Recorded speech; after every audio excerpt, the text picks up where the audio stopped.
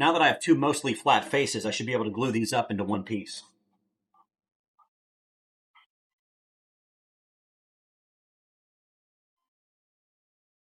Clamp it, let it set up, and then unclamp it. It's onto the table saw next to get the side square. Then I'll resaw the bottom to flatten it up too.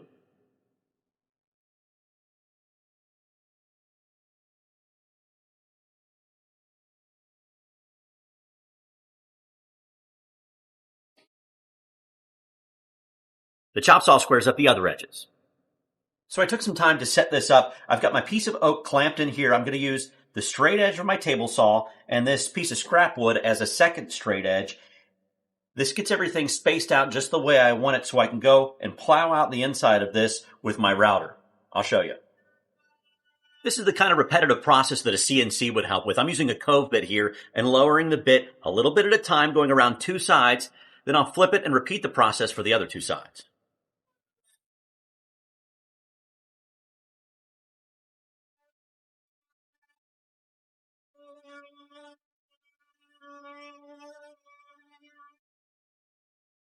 Now that I have the outside cut in the profile that I want, I need to plow out the inside here. And this sled that I made for my board flattening jig should work pretty well. It actually fits just about perfectly on this just by coincidence. So I can run the router back and forth in this direction and chew up most of what's inside here.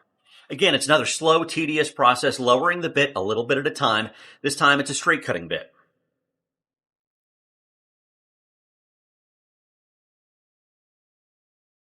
Now that I have the bowl section or tray section plowed out, I want to lighten up the edges and kind of lighten up the profile overall. And to do that, I'm going to use my table saw.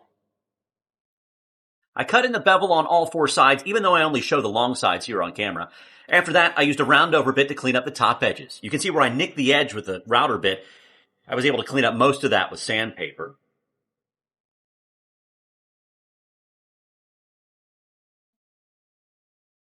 I finished sanded it, used a couple of coats of low gloss tung oil, and it really came out nice.